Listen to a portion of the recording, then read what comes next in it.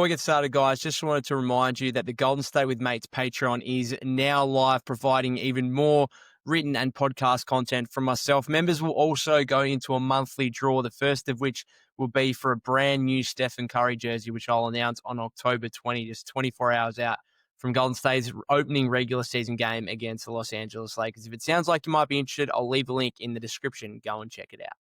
Coming up on this episode, Stevie is back on with me to do a full recap of Warriors Media Day and, of course, the flurry of signings that we saw yesterday as Golden State moved to complete their roster, basically discussing every single Warrior player that's now presumed to be on the roster this season. So I hope you guys enjoy.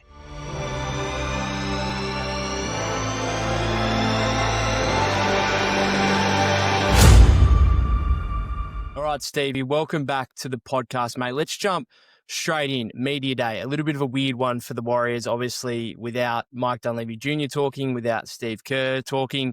It kind of all went as you would think. The Warrior veterans were reasonably positive, you would say, on the whole Jonathan Kuminga situation, as you'd expect them to be. But I want to just outline a quote here from Steph directly on the Jonathan Kuminga situation, which we know is a couple of days from playing out with Wednesday's qualifying offer deadline. Steph said, when he's here and ready to work, we expect him to be locked in. He also said that he got a verbal agreement, I suppose, from JK saying he'll be committed when he gets here. What kind of doubts do you, because I'm hearing that and I'm still thinking, hang on a second, if he's on the qualifying offer, is he really going to be fully committed, or how do you see that? With Steph Curry, I think one thing we need to put with a grain of salt is if you watch him in 24, and 23 was a specific situation after the Jordan Poole incident, but he doesn't seem to particularly like media day very much. Like Steph's a happy-go-lucky guy for the most part, but kind of every day is media day for Steph. He's a famous person outside of being an athlete.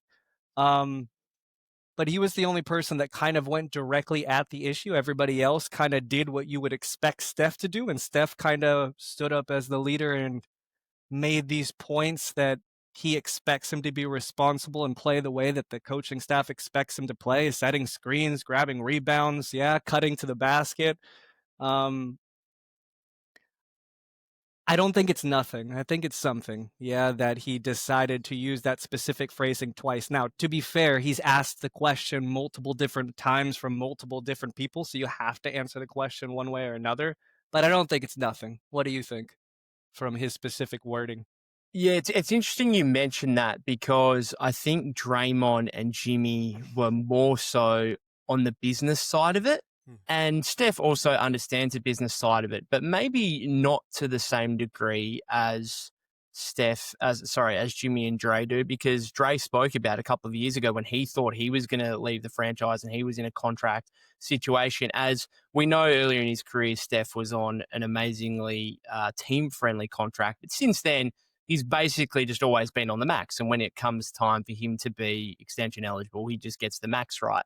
So it's interesting how he kind of spoke about the basketball side of it as opposed to Draymond and Jimmy, who I think were probably far more positive and maybe understanding of the whole Kuminga situation and why this has taken so long. I just want to point to a Draymond quote as well. It says, Kuminga will sign a contract and come out and play great, and everyone will forget and move on. That's the world we live in, which I think was really interesting because it's true. We, at the end of the day, live in a results-driven sport. That's what sport is. It's results-driven. It's what happens on the floor at the end of the day that you get judged on.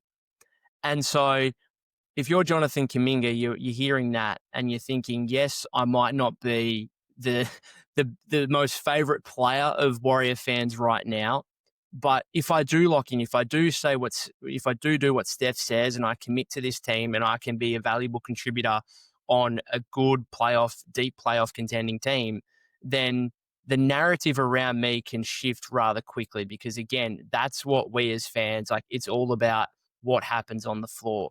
And so my question again then is, what does JK have to do? Is it simply about is it simply about locking in and committing like Steph says? Is it specific numbers that he necessarily has to put up, like rebounds per game, or I don't know, something to do with defense or whatever it may be.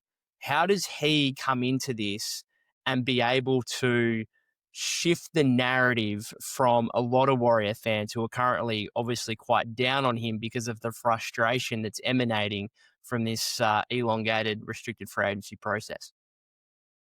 Yeah, I don't think it's just the numbers. I think the difference, maybe you're right. I didn't consider that about the business aspect of Steph just automatically getting the max. So maybe he lacks a bit of empathy in that situation.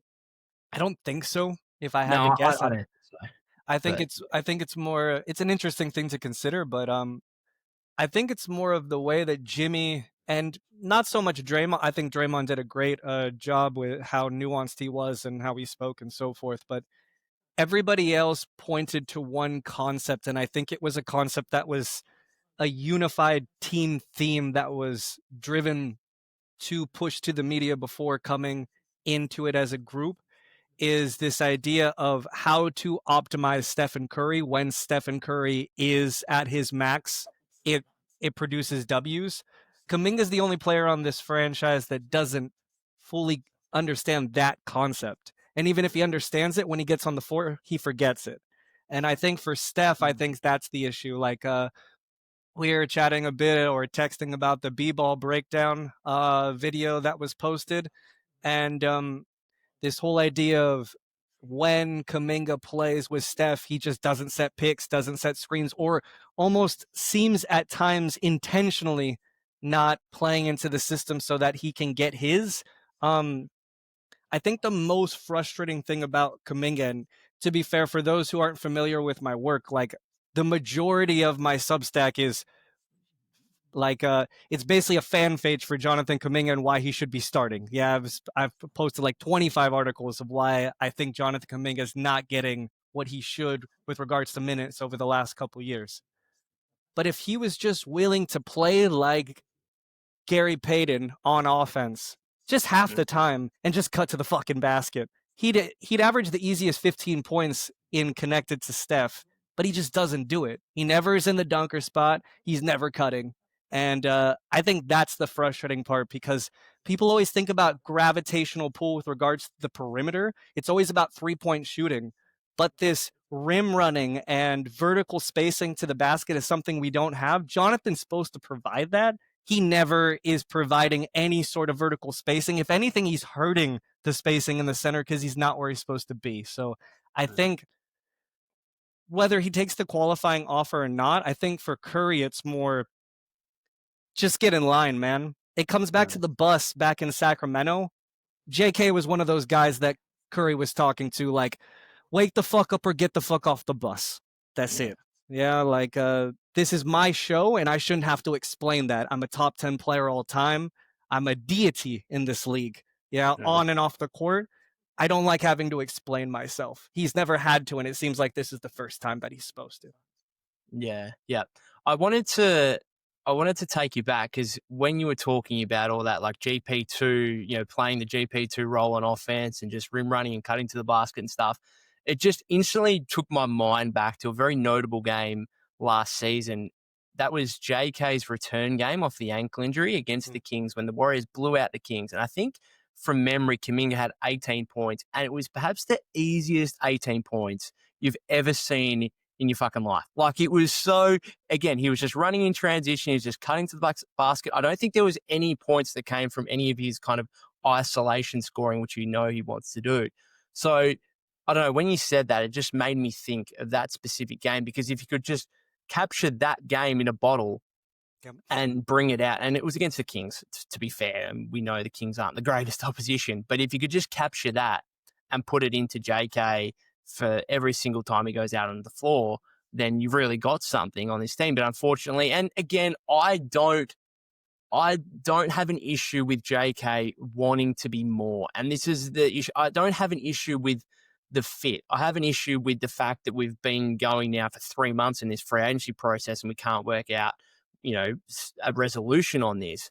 But I've always said, like, I don't have an issue with someone wanting to be more than they can be. And if they think that it takes a different workplace for that to happen, then so be it. But I think you've also, if you're Jonathan Kuminga, you've got to understand the situation and say, hey, I'm a restricted free agent. The Warriors have leverage in this scenario. I can't go out and just leave of my own accord. Now, are they going to look to trade me mid-season? Probably. Why don't I just lock in my money now so I've got $50 million behind me? They're probably going to trade me to a team that is going to allow me to thrive and have a better opportunity to become the player I want to be. So if I was kind of giving advice to Jonathan Kuminga right now, I'd say sign the contract, put your head down, you bum up, get to work, fully commit, and then you either in time could potentially, like we've also got to think, like this timeline of Steph Curry, Jimmy Butler, Draymond Green is only really 2 years at this point. And maybe Jonathan Kuminga proves good enough to kind of take the keys from that point. But otherwise, there's a good chance the team trades you mid-season and you get to a point where you can then go and develop and become the player you want to be at a new start. The other thing I just wanted to mention in terms of the commitment aspect to this that Steph is talking about, I could actually see JK coming in on the qualifying offer and being bought into a degree and being committed to a degree because he thinks, well, I've basically got to go out and I've got to showcase myself to other teams and prospective teams that might be looking to chase me in free agency. The issue with that is that the minute something goes wrong and the minute like Steve benches him at some point, I think the resilience factor is going to be so far less on the qualifying offer than what it will be if he does sign the 3 year 75 with a third year team option. Because it's so much easier in that scenario when you get benched at some point to think, well, at least I got my money. Like I got my money at that point. If you get benched and you're on the qualifying offer, it's like, hang on a second, I've got to go out because I'm still trying to showcase myself to get paid.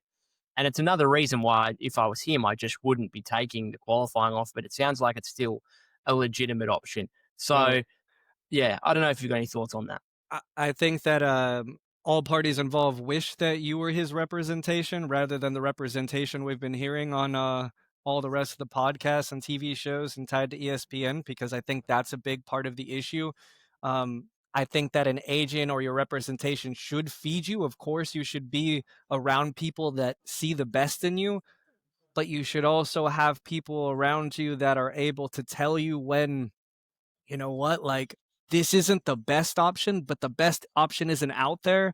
And the idea that he takes the qualifying offer under Steve Kerr and at the end of this year somehow is getting more money than the current offer is ludicrous. And the Brooklyn Nets are the perfect example because the Brooklyn Nets have no foundation of anything. They have no tier one blue chip asset on their roster.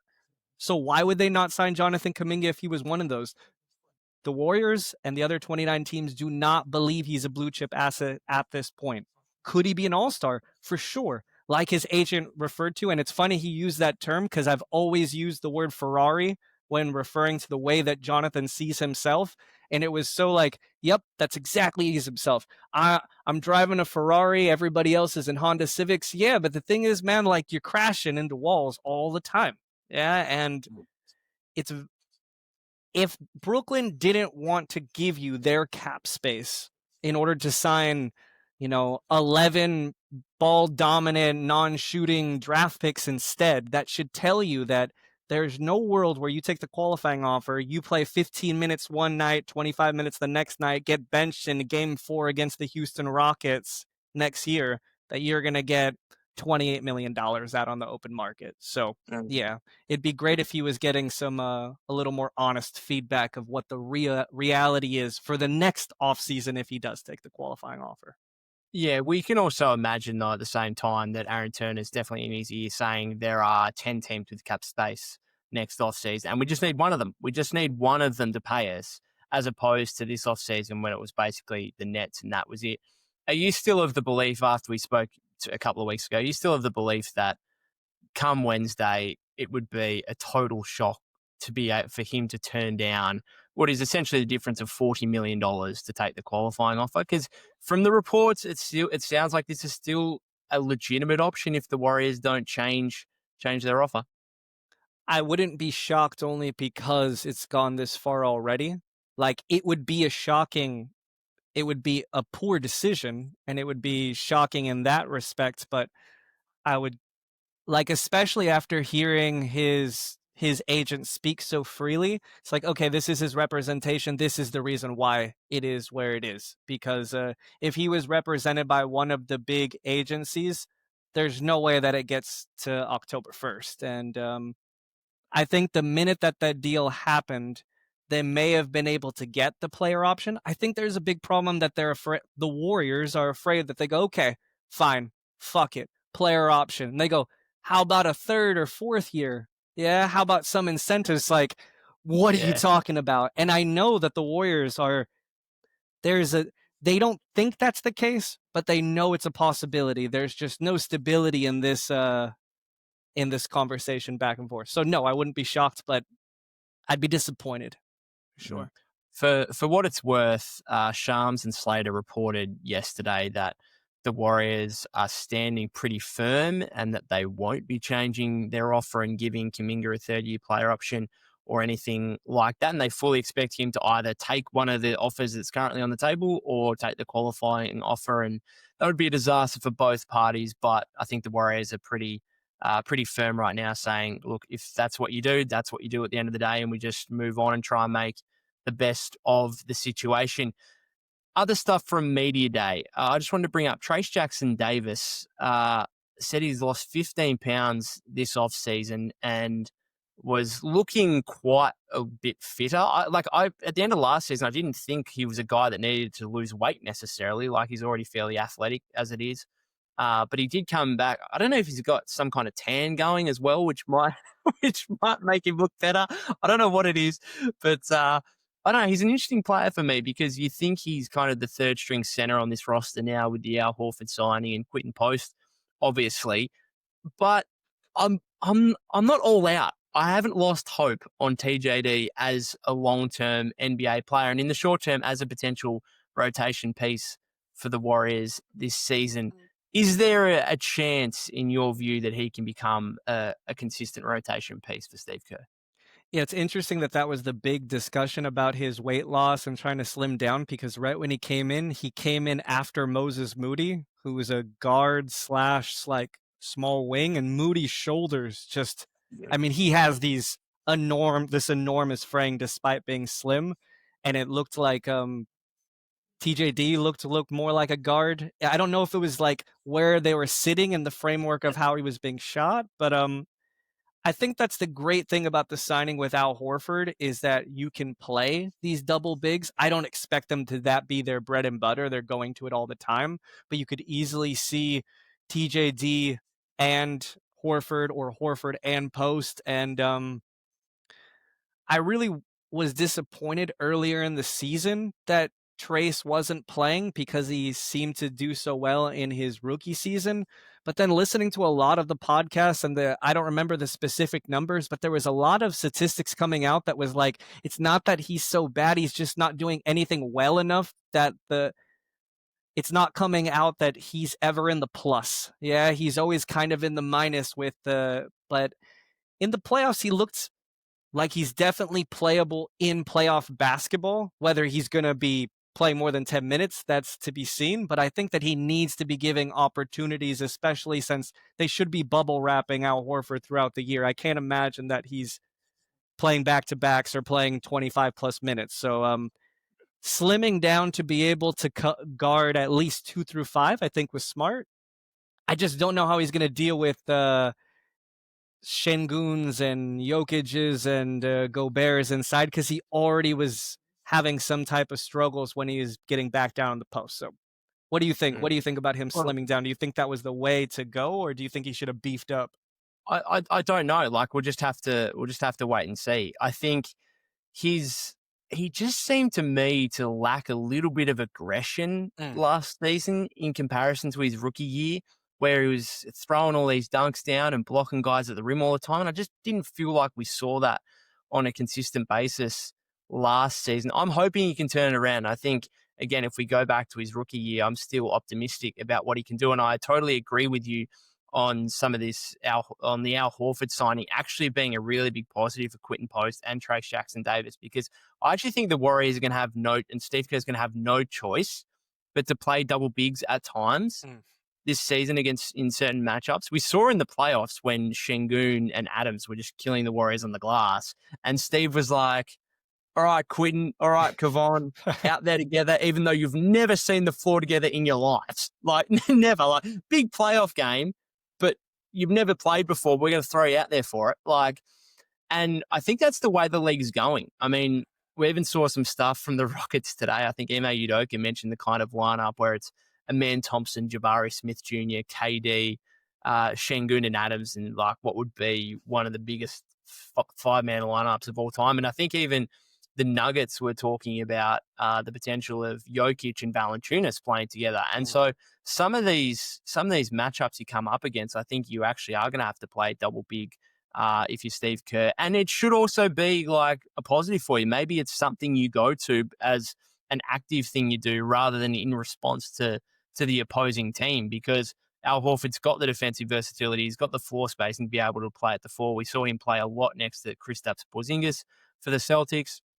And so you've got the ability now to be able to play either Quinton Post next to him or Trace Jackson Davis next to him. And it's ironic to say that a veteran center is coming in, and yet I actually think this helps TJD's ability to get minutes on this team, which is, again, it's funny to say because you'd think he's taking minutes away from him, but I actually think it opens up different lineup combinations. So I just want to see him get back to his aggressive self that we saw in his rookie year, because when he wasn't aggressive and he wasn't trying to throw down slams last season, his finishing on layups around the rim was possibly the worst I've ever seen of an NBA player of all time for a guy who lives around the rim and he can't do anything outside the restricted circle, essentially. Yeah. And that's always been my issue with TJD is he's 6'9", so he's already undersized and he doesn't really have anything beyond the restricted circle. Like, he doesn't have any kind of floater in the paint or anything like that. He doesn't have a jump shot at this point.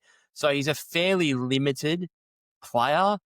And I don't know where he can necessarily get to in the long term, but I still have hope in the short term that he can contribute on this Warrior team. Talking of gold, before you continue, I think that pairing him with Podziemski is important throughout the season. Like, with the guards, when you're running these point forwards, Draymond kind of distributing the ball, Butler, I think that's very advantageous to the perimeter play, but not so much. It doesn't focus on figuring out how to feed big men inside, often because the ball handler, at least in Butler, is trying to penetrate when the first option doesn't work.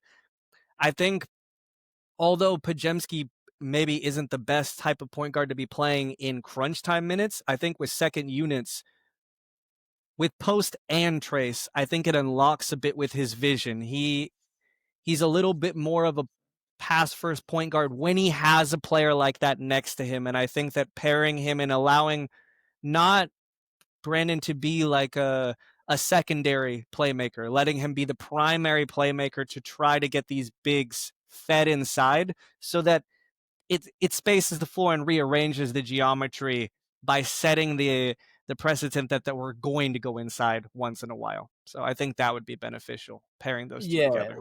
Well, I think if TJD should be, given his athleticism, he's more of a pick and roll kind of big, as opposed to, I mean, he could be the guy in the, like, posting up, running the split action as the passer. But if he's not doing that, then where is he? Like, in the dunker spot, I suppose, and just like cramming the paint. And again, that's why Horford will help, because Horford can just sit out in the corner and say, well, if you need me, I'm open and I'll knock him down at 40%. So, I'm interested to see different lineup combinations that Steve can put out there to try and maximize TJD, because I totally agree with you that this roster, and again, when Draymond's kind of running that split action or Jimmy's kind of posting up and trying to drive to the rim, like, TJD's not really serving a purpose in any means or whatever. So you spoke about Pods before. You found his media conference a bit interesting?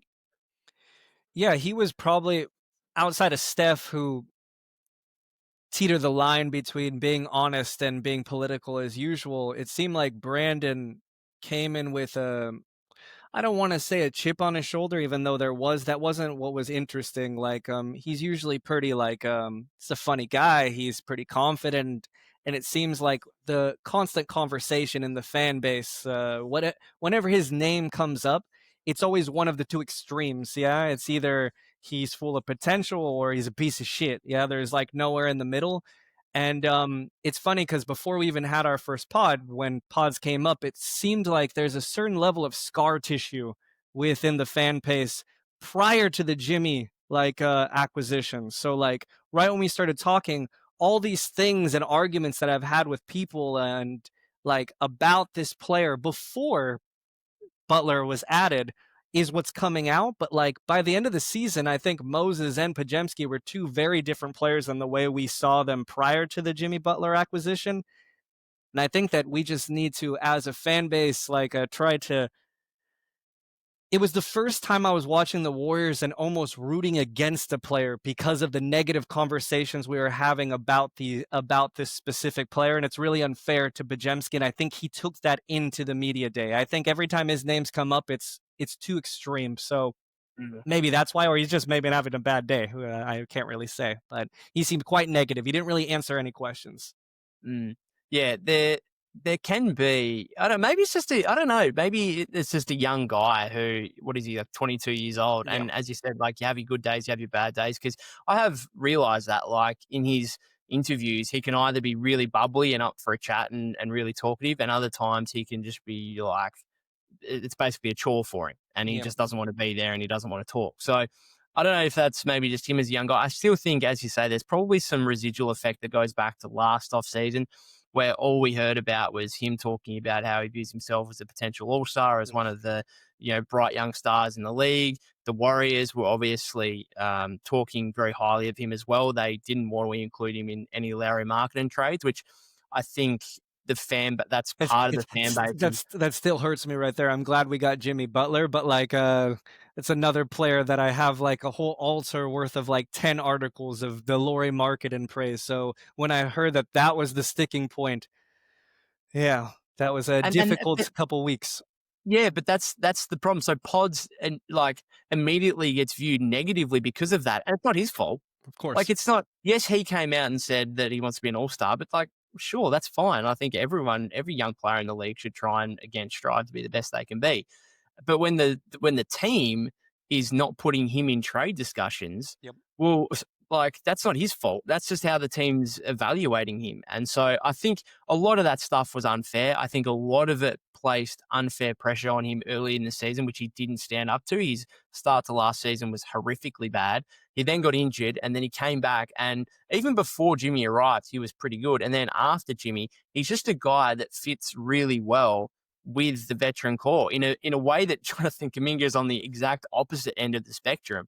Brandon Bajemski next to Steph Curry, next to Jimmy Butler, next to Draymond Green is a great fit. And then when one of them went out against Minnesota in the second round in Steph, Pods really struggled until that game 5 where he started to get some things going in the second half. And I think he had like 25 or 27 points.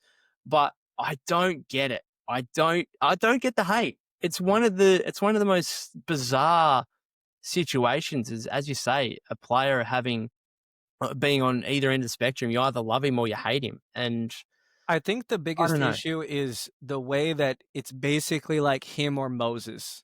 And I think that from what I've seen in your previous videos, I'm much higher on Moses. I think his upside as a defender and just as a high end role player is much more valuable in this specific system, even though Brandon Pajemski throughout the season will be a very beneficial role player because he does all the right things, where Moses is still kind of figuring things out. And I think it's this collision, this Mm. constant comparison to these two players who are nothing alike.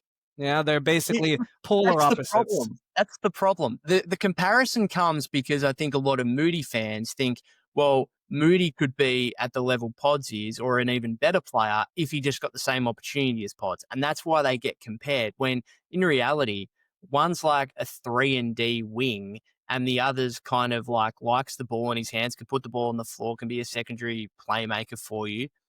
Like they shouldn't be compared like whatsoever, really. But I think it's the opportunity that's been gifted to Pods from Steve Kerr, which in fairness, he's kind of lived up to. I'll always go back. Like he's been the best Warrior player in terms of plus minus over the last 2 years, right? In terms of plus minus, which is not fake based on 2 years of data.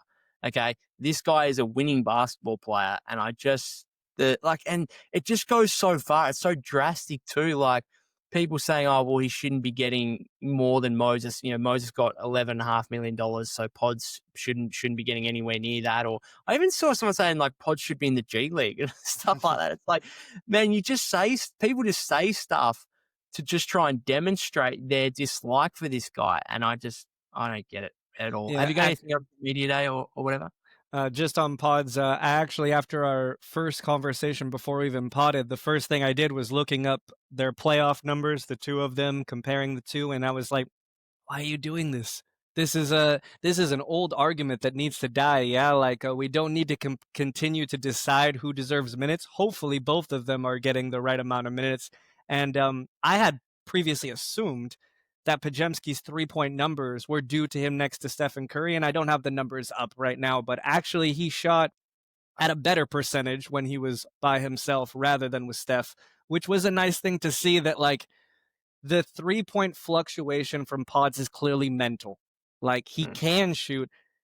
It's very nice to see that his mid-range jumper started to develop later in the year, because I think that was one of the biggest things that I had a problem with prior to the second half of the season. Was from his rookie year and the first half of the season, there was he's basically like a 4 in a guard's body prior to having a jumper. Like you can't play the 2 and not hit a 15-footer. Like he just mm, can't. It's not possible. And he can't mm. finish. Like he's one of the worst finishers in as a starting 2 in basketball. I don't think I can't. I'm trying to think of a 2 who starts for any of the teams other than the bottom 5 that's a worse finisher.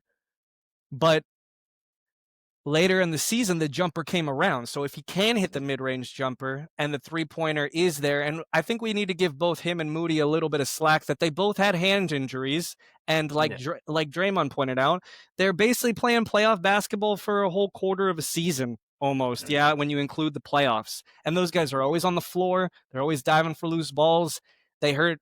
I don't remember what his specifically was, thumb, hand. They had multiple injuries. Odds had a wrist and a core, so he had surgery on his core and his Jesus wrist. Christ. And Yeah. Moody had the UCL in his thumb, Yeah. which Jared McCain has now got at the 76ers. He could be out for 3 months, and so those guys certainly battled through. So hopefully that was the main reason for the shooting woes, because they both vanished. Yeah, well, Mm, the three of them, like you pointed out in a episode that I wasn't on a couple weeks ago. I don't remember the specific topic of the day, but you brought up about how it wasn't just Jimmy Butler that brought this huge influx of winning. It was that Pods, Moody, and Post were all hitting. mm. They were just wet from three for 2 months, and then when we started the playoffs, it just disappeared. And Jimmy Butler requires 3-point shooting around him to be an effective offensive weapon. So, Yeah, yeah, absolutely. Have you got anything else from media day, or do you want to get on to I'm, the action of the day before? I'm trying to think. I'm playing everybody through my head, and yeah, everybody was pretty politically correct and didn't really answer anything. They were just a cordial. So yeah, let's move on to I think anything else you have. I think we're looking forward to hearing from Steve and Mike. They're the Mm. major two, I suppose, we want to hear from.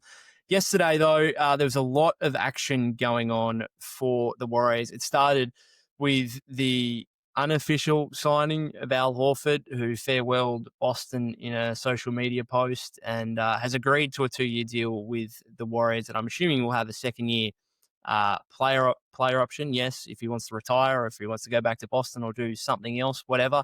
But of course, none of this will be confirmed until JK's situation gets resolved. Horford, they might be able to get full access to the non-taxpayer mid-level exception if Kuminga takes the qualifying offer, which will give them a lot more flexibility and perhaps give Horford and maybe Melton as well a bit of a raise. You spoke about before in terms of kind of wrapping Horford up in cotton wool throughout the regular season. How many games or minutes per game are you limiting him to this season in order to hopefully hit the playoffs ready to go? Um, what I would do and what I expect are probably very different things. Every time that I have like a concept prior to the season, it never ends up really playing that way out. So I'm not going to make any predictions. But if it was up to me, um, again, like early in the season, it's similar to a first quarter. We have this big idea of like getting a good start, and I just think it's a completely overrated thing. The difference between Horford and Trace Jackson Davis in the regular season, big difference for sure. But this is the time to see what you have with the young players, try to get some run out of them. So I'd be limiting him to 20 minutes or less, but I have a feeling that he's going to be around 26, 27 minutes. And I have a feeling that when we're in certain parts of the season, when we're in a bit of a downslide and we hit it back to back, we'll see him in the back to backs. And I would just avoid that. I think that Um, like I'm a little bit younger than him. I'm 37. I'll be 38 like in May. And when you do something that's strenuous, the next day you just feel it a little bit different there than when you were younger. And he's 39 years old playing center in the NBA. Like, I wouldn't play him in any back to backs. What about you? Like, if it's a big back to back where we need it, would you be playing him? What's it's your minute load you're thinking? I mean, what you said before in terms of you can have a concept going into the season. You can say we want to limit him to 22 minutes a game and we want to limit him to 65 games, but that can be thrown completely out the window by certain factors throughout the season. So the big thing is going to be, well, how are the Warriors playing? Are they able to have nights where they say, okay, we're going to rest Al Horford, and you know what? If we lose this game, it's not the be all and end all. It's not the end of the world because we're actually in a pretty good spot. The other thing is going to be, how does Quinton Post develop? How does Trace Jackson Davis look like he can be a reliable rotation player? Can those younger guys try and take some of the burden off Horford? So again, you come into the second night of a back to back or a night where you want to rest Horford, or you're considering it, and you're saying, well, you know what? QP or TJD, they're in really good form at the moment. They're playing well. We're backing them in. We're trusting them. So again, we can afford to rest Al Horford. I think in an ideal world, I think he played 60 games for the Celtics last season and didn't play any back-to-backs. That would probably be about the mark for me. Of course, we're assuming he's going to be fully healthy for the whole season as well, which is obviously a big question mark with any player over an 82-game season. And then you kind of said you expect 26, 27. I was thinking more 25. The other aspect to this, again, is, okay, well, how much do they want to play him at the 4 and have double big lineups? How much do they want to play Draymond at the 5? And Draymond spoke today at Media Day about it was so funny because they couldn't officially talk about Al Horford, but Draymond's there like hypothetically speaking, and Jimmy's like hypothetically, and Quentin Post is just like, I'm not talking about it whatsoever. I'm going to get in trouble. So that was hilarious. But Draymond spoke about wanting to play more at the 4 and saying hypothetically Al Horford will help with that. So are we going to see closing lineups that have Draymond back at the like? I would almost, particularly just for the first half of the season, I don't know if you want to answer this, but I would just not play Draymond as a small ball 5 at all, unless you really need it in like late game scenarios for like the last 3 or 4 minutes. But for like the first 3 quarters of a game, unless you're really, really, really desperate, Mhm. I just wouldn't do it. I just think the workload that he took on in the second half of last season, I think really hurt him in the playoffs. And you've now got Al Horford. You're going to have Quentin Post. I think you might get something out of Jackson Davis. You don't need, I think, to force those kind of small ball minutes on Draymond, at least through the first half of the season. I think one fear too is that we could we start the season fresh with all of these like young guys expecting them to stay healthy, but like Post rolls an ankle or Trace Jackson Davis, I don't know, gets a bruised rib or something, and all of a sudden you have to play Horford and Draymond at the 5 and the workload. I would have really liked if they would have used one of their two-way spots for a big, even though not expecting to use him just in that situation where one of those young guys goes down, they can soak up 8 to 12 minutes. But Yeah. one thing about Horford, the signing that I wanted to add was I want to give the franchise uh, a lot of like praise in that they've been getting shit from not only Warriors fans, not only Warriors media, but from media at whole that they've only had 9 players on the roster. They haven't done anything. I think it's actually more impressive that they not only got Horford, but they got him basically to wait Yeah. and deal with all of this shit. And he's still waiting, but technically him and Melton yeah, Yeah. coming back. And Melton, yeah, might get hurt, but like it's a great minimum signing, an Mm. excellent gamble for a guy we know is a perfect fit. And if we just rewind like back to February or 365 days from now, I mean, think a year ago in the offseason, what we would have put into the trade machine to get Al Horford and Jimmy Butler. It would have Mm. had Moses, Pajemski, Wiggins, 3 first round picks for those two guys and the fit. They're just like, and if I were to put Pajemski, Moses, Wiggins, and 3 first round picks, and I put it into any of the engines and waited for the comments, and I asked for Horford and Butler, every single person would be like, that's a bullshit trade. That's a Warriors trade. Why would they do that? And we got him for less. We got him basically for no draft equity. Yeah. The Yeah. 25 pick still leaves us 26 to trade. Wiggins, like, I'm a Wiggins guy, so it hurt. But like there had to be matching salary somewhere. Yeah. He got No. Horford for free. So like Yeah. it's actually like ends up being one of the better offseason despite being the most painful offseason of all Mm. 30 teams. And it's not as if Boston didn't want him back either, because Brad Stevens came out today and said we presented offers to Al and to Luke Cornett, and they've decided to go a different path. So I think it's, yeah, as you say, it is impressive that the fact that all this external noise was happening and kind of this pressure to like, come on, do it so we don't lose them. And a lot of the fan base, including myself to a degree, getting a little bit anxious Mm, about, do I wake up one day and Horford's like right. signed elsewhere because he couldn't be bothered waiting. The other element to this, as we get on to DeAnthony Melton, they traded DeAnthony Melton 9 months ago. Yep. And so to me, it's impressive. Not only, so you've got the weight factor on a guy who's a bit uncertain about his future because he's coming off a torn ACL and he's played 44 games in the last 2 years.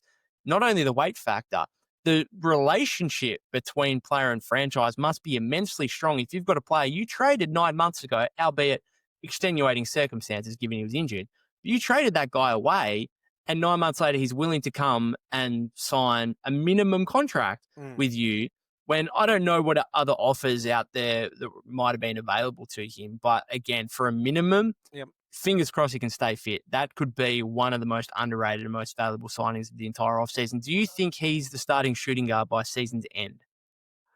Um I think it's too much of a gamble to even consider that he's going to be the starting shooting guard. Do I think that he could end up with pivotal fourth quarter minutes? I mean, if he's healthy, he's a perfect fit. He's a great defender. He guards 1 through 3 quite well, and he hits big shots in a way that it's not the same type of shot that Pajemski and both Moody kind of want off the ball. Yeah, they kind of want get the ball, give him a second. Like Melton can get a little bit more of off the movement, like a little bit more dynamic shots. He can also create his own shot in a different way. The one thing about Melton though, I I think it was overrated in his ball handling and decision making. I kept hearing in pods that like he kind of plays the point. I don't have numbers in front of me. I don't know from other people who know more about the X's and O's had said such, but from just what I saw from the eye test of the preseason and the 6 games that he actually played, I didn't particularly like him on the ball as a primary facilitator. And I think with Steph, of course, Draymond and Butler are going to both do that. I think, like, for example, Pajemski's ball handling and facilitating is at a much higher level than Melton's, even at the moment, just from the eye test of what I've seen. Could he close games? Sure. Should he start games? I wouldn't start Horford. I think starting is just overrated. I think who's going to close the game and who's going to start the game doesn't need to be the same thing. And I hope that the sport starts to evolve in that way. And the Warriors, being, light years ahead, should be the first team that starts to do it. Like, even Steph, like, after this year, like, I don't understand the first 7 minutes of a ball game, a lead we never maintain, is for some reason seen as this symbolically important thing just so they shout their name. Just shout all the names then. Like so yeah, that's my thoughts on Melton. What do you think? Do you think that he could be starting or closing by the end of the year? Yeah, I think he's maybe the best complement, along with Pods, it must be said. And it's going to be those two guys fighting it out. I don't see them necessarily closing or starting lineups with, like, is Moody a possibility? I always kind of push him aside in the argument, not necessarily thinking about the fact that he dealt with that thumb injury over the last portion of the season. And before that, he was a starter, obviously just after the All Star break, and shot the ball incredibly well. And then this idea of like, well, if Kaminga's back, could you go kind of bigger and play Butler at the two with Kuminga at the three, Draymond at the four, and then Horford gives you that versatility at the five that they didn't have last season when they started Kuminga, Draymond, and Trace together in the front court for a couple of games, which didn't work whatsoever. So I I don't know. I think it's obviously gonna be a game by game basis, but I think Melton is such a perfect fit if he can get healthy. Fingers crossed he does. If we assume it's gonna be Steph, Jimmy, Draymond, and Horford, majority of nights closing, do you have a preference, or do you have a likelihood on who that fifth guy is gonna be? Likelihood and preference are the exact opposite because, like, I think Moses Moody is the perfect complement to Steph Curry, and I think that um, the combination of him and Jimmy Butler is misunderstood. A lot of people have this idea about Jimmy Butler not taking enough shots, which he didn't. Yeah, he could have won at least one of those games against the Timberwolves if he had a different approach, and he didn't really identify the fact that the youth weren't there to shoot for those games, and he should have adjusted. But put that aside, like it's almost like the video game Mega Man. Have you played this game before? No, Okay, no. it's an old school game. Mega Man, he's like this robot guy, and he has these arms. Yeah, and his arm shoots. It's almost like the gun was Moses and Pajemski in post as well, but it's like everything that Butler was doing, he's creating these prime opportunities, and Moses was basically like an extension. It was basically like he was one player together. And I think that Moses being able to be the on ball attacker and his size and physicality, we always think of ones being a specific size, but look at the ones in the West. Yeah, Mm, like, yeah, Pajemski can guard SGA in the regular season. If SGA knows he's going into a series and he's gonna have pods on him as his primary defender, he's fucking salivating. Yeah, mm, like he's gonna work that fucking kid all day. And I know Pajemski is an above average overall defender, but having a guy like Moody who has this 7 foot wingspan, 6'6", Anthony Edwards, SGA, Jamal Murray, these all guys have size, and it's like him being on ball, I think makes him the ideal fit. Is he going to be yeah. the guy? Absolutely not. I would say he's like third or fourth in line. So it's a bit of a So, waste of a tangent, but yeah. Uh, we'll wait and see. Just finish off with a couple of the other signings here. So GP2 is officially back. That signing has been made, Your boy, GP2. knowing that it is the minimum. Look, I'm not a huge fan necessarily of him coming back, but I'm okay with it. I'm also not pounding the desk like real mad about it. Would you have brought him back? Is there another free agent option that you would have kind of looked at and preferred instead of GP2? So I liked your stuff on trying to get like another ball handler. That would have been nice. I think some of the guys that were available probably were not, or else the Warriors would have looked into them more. At least I hope so. I think that Gary Payton, because we just lost Kavan, they feel like there's almost like a bit of an attachment from the 2022 championship that we need some of that mojo. Yeah, some of that cohesion and foundation in the structure of our system. And he's a good locker room guy. If that was the only reason, fine. But Mm, Steve Kerr has an obsession with playing him in big moments, despite him mm, not being able to shoot at all in big moments. And like the biggest problem with Gary Payton, in my opinion, is that somewhere during the season, he's actually going to be healthy. And he is such a positive, impactful player that it blinds everybody to the idea that he's going to maintain that level of production.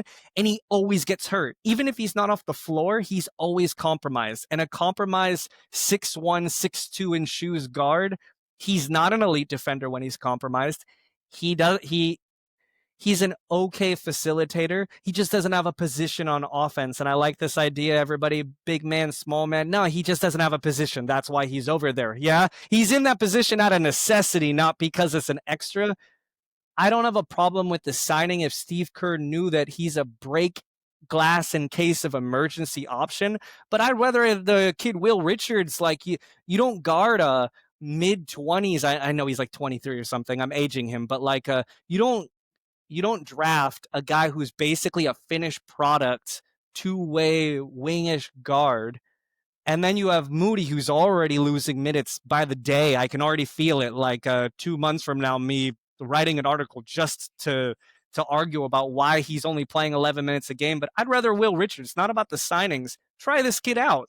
If he isn't anything, like it's fine. But Gary Payton's soaking up minutes away from the younger players. Like I'd rather Pajemski play more minutes, than Payton playing 18 minutes a game, and getting hurt and then him not being used. So I agree with you. The signing is questionable, but I'm glad to see that maybe Seth Curry isn't signing. I like Seth Curry as a shooter, but his name has been conveniently removed the last 3 or 4 days. I don't know if you've noticed that. All the posts had him in it, and then all of a sudden it was like the size of the font just went down a bit and his name has been omitted. So maybe he's not coming as the 14, Yeah. 15 player. I think that probably would be a wise decision. Well, let's jump into that. So, of all the signings yesterday, we had, again, unofficial signings, I suppose.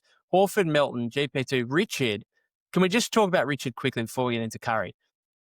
He's not only on the roster, they've given him a 4-year deal with 2 years guaranteed, which I don't mind, but I'm a little bit surprised about it. So this is the same kind of deal that TJD got 2 years ago, but the problem is the Warriors' 3 recent, if we just exclude Alex Tui from the conversation for a second, the Warriors' 3 recent picks in the 50s that have all, Richard looks like he could be a capable player.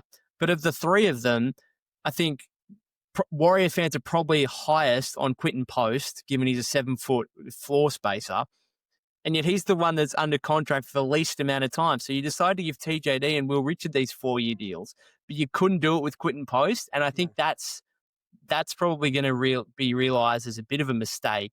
And obviously come February, once he's, converted from his 2-way contract, I'm assuming there was probably a point there where his agent or his management were like, well, hang on a second, this guy actually looks like he's played some minutes already on a 2-way contract. Looks like he could actually be something. So we're not going to lock him into a long-term contract on very small second-round money because we think he can make more than that, which is fair enough. But I suppose going back to last offseason, could the Warriors have tried to get Quinton Post on the 4-year deal then last offseason rather than starting him on a 2-way contract? I don't know. It's a little bit disappointing that Richard and TJD get the 4-year deals and Post, who's probably the best of the 3 of them, at least until we see Richard play, he's literally a restricted free agent after this season. And like he's restricted, so the Warriors will have some leverage, but like they might have to pay if he just replicates his rookie year, is he getting like 8 to 10 million maybe? If he's this 40% 3-point shooter at 7 foot tall, is he getting 8 to 10 million potentially? I don't know, maybe. So, And the do Warriors you have to think if fork they out. offered him a similar deal, he would have took it during the season? No, not during the season. I think his management would have said, you've already started playing and looking like a legitimate rotation player on a 2-way contract, because there was that gap there. He came into the rotation on a 2-way contract and started playing relatively well, then went on to a standard deal. I think at that point his agent would have been like, no, let's take the short term and then we can make more money once you become a restricted free agent or whatever else, as opposed to being on these 4-year deals that TJD and Richard are on. I'm just saying, back last offseason when you had the choice whether or not to put him on a 2-way or on the main roster, might have been a mistake not to get him on a 4-year deal then. I mean, hindsight's 2020, but Yeah, I remember watching him like the first a couple times he played in preseason, and me and my girlfriend had a running joke about Quinton Post and how he would never play in the NBA based upon the way he looked defensively. He looked like he couldn't stop me on the court. Yeah, so I think it's fair to say that when they saw in the small sample size and even him in the G League, they're like, yeah, let's just wait and see. And I think it's a good and bad thing when people pop unexpectedly, but it's better that he pops and we have to pay him 8. If we have to pay one of our second round picks $8 million because he exceeded expectations, I think that's a blessing. Yeah, I don't think that's something that we should really worry about. I think the TJD contract is basically the most team friendly contract in basketball. So the idea that we got the kid on it, Will Richards, sorry, someone's trying to call me. that Will Richard taking that deal basically tells I don't I think there's some unwritten rules with these second round picks that they basically discuss beforehand. If we're going to take you on, you're going to Mm. take this contract. So I don't Yeah. think it's like oh, Will Richard got this contract. I think he had to take this contract Yeah. because there's so much flexibility. He's basically getting this year and he gets a little money next year. And then we can just wash our hands of him. And he can also be traded if we need that extra little, like, because with the new aprons, everything has to be so exact in the goddamn machines. So, but I like Will Richard from what I saw in Summer League. I specifically, basically, like Summer League is really boring to watch. So really, I would just put on and just watch Will Richard. I just wouldn't watch anything. I wasn't even watching the ball, just watching him off ball. And seems like dribbling, passing, decision making, bit questionable. He ain't gonna do any of that anyways. Mm. I think the big reason they took him is apparently he had a lot of big shots in college. I don't watch NCAA basketball, so I don't know. But I think him hitting big shots in big moments in championship level games is what the Warriors go, okay, he's not going to play fourth quarter minutes in the playoffs, but first quarter, second quarter minutes in a playoff game is basically the same level as Yeah. hitting a big shot as a number one option. Can he do that? Looks like he can guard 1 through 3. He's big enough. He can't get muscled to the paint by fours. I like the I like the signing. I think anytime you can get these guys where you like them even a little bit and they seem like a good personality, you Mm. put them on these 4-year deals. But Yeah, it's no risk at the end of the roster at the end of the day either. Like if he does become something great, if he doesn't, you haven't really lost anything. Uh in terms of so if you go back to the signings yesterday, Horford, Melton, Payton, Richard, and so no Seth Curry, as we mentioned before. So he's the notable absentee from the group that was unofficially signed yesterday. So it sounds like if Kuminga takes a multi-year offer that's currently on the table from the Warriors, and it might push them too close to the second apron to be able to have the room and the flexibility to sign Seth. Obviously, if he signs a qualifying offer, which would be a disaster, yes, but it would give them the flexibility and the opportunity to quite easily sign Seth Curry in that scenario. But it sounds like you're not necessarily the biggest fan of a potential Seth Curry signing. I if I was all other 29 teams, I would be very, very excited to add Seth Curry late in the offseason. I think there's something about brother camaraderie that I don't Steph already deals with a high level of distraction with his family life, 4 kids, a wife that's in like a lot of the media space. I don't know if so much anymore. I don't follow that type of stuff, but he has already a high level of distraction. Maybe he thinks on paper it's a good idea to have his brother on the bench. It would be if his brother was guaranteed 12 minutes a night and he could contribute. I don't think having his little brother just collect a big giant bag of DMPs is really the best type of vibes to be adding. That's my biggest thing. And also, when they'd play against each other, it felt like there was a distraction of Steph being in the pocket. Now they were on the same team, they were against each other. I'm worried that the gamble is not worth it. It could work Mm. out. He's a dead eye sniper. Yeah, I really like Seth Curry. I think that he can hit big shots. He's not just good at hitting open shots. He can hit them in big moments.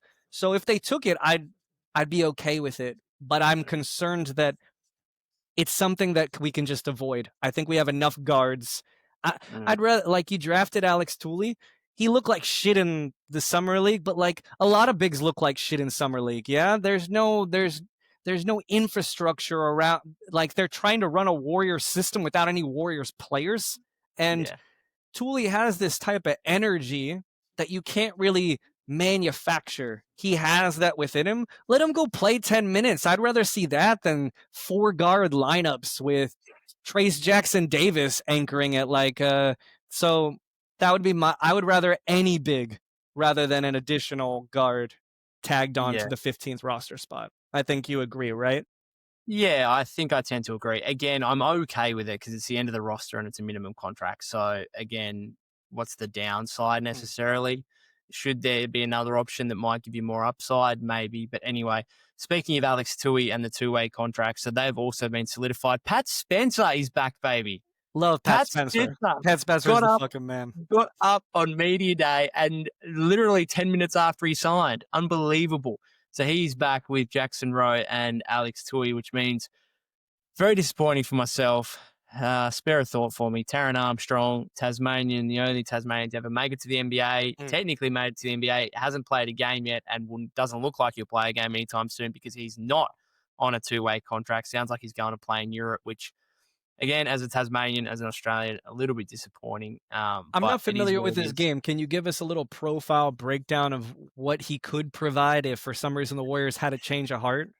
He's literally like almost now Alex Tui isn't it different, but Australian players is just a very similar kind of feel about them now in terms of, I mean, Ben Simmons was the absolute elite point of it, but like Josh Giddey now, Mhm. Taron Armstrong, it's like tiers. It goes like the absolute elite level of Simmons was great. And then there's like Giddey, and then there's Armstrong, and then there's me when I played Tuesday night basketball, which is very, very well, where I know, like, similarly, if I describe myself as a player, I'm like lead ball handler, good playmaker, good passer, can't really shoot, can finish around the basket okay, which is it just sounds very similar to like Josh Giddey and like Ben Simmons and that's how I describe This Taron Armstrong. Oh, Australian like, archetype, huh? It's like yeah, you guys have a literally. factory for these type of players.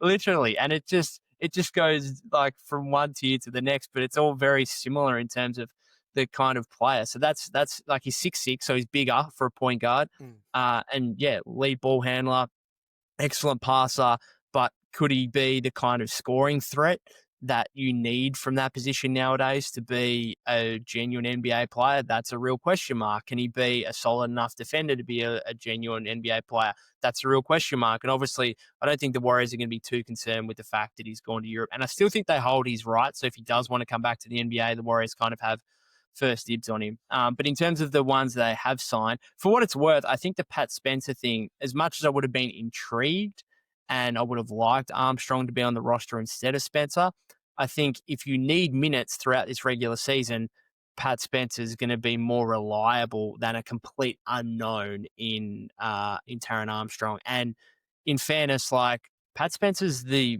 basically if we're claiming Melton and Pods as shooting guards, like Spencer's the second point guard on the roster Mm. after Steph.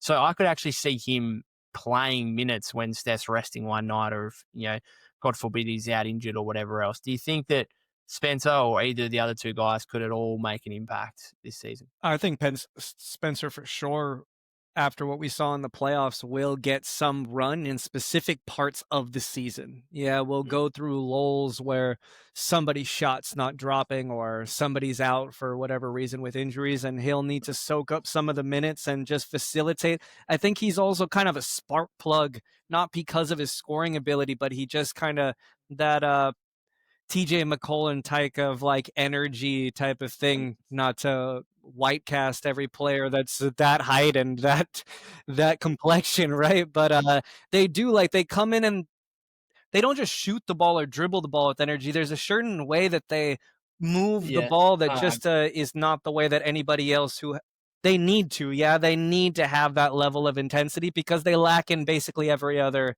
aspect of their game. Who's the third guy? Rowan. We've had him a couple years as Jackson Rowe.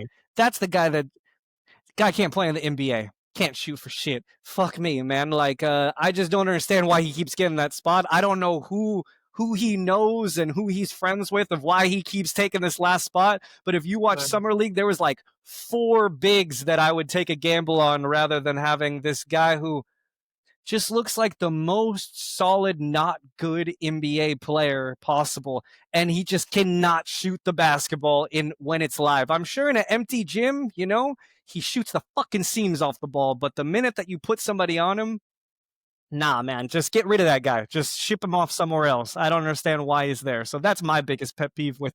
He just seems like I think he's going to be on the 2-way contract till he's like 35 years old.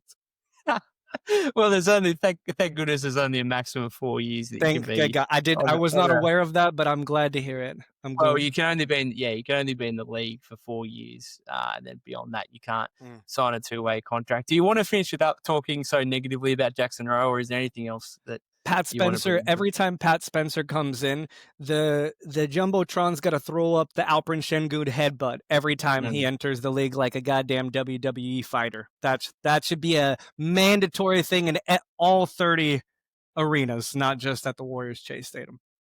Oh dear. Well, thanks, Stevie, for jumping on. It's been a pleasure again. Let's talk again next week potentially when we will actually have on-court basketball to talk about. Sounds good, man. Thanks for having me on. Have a great day, man.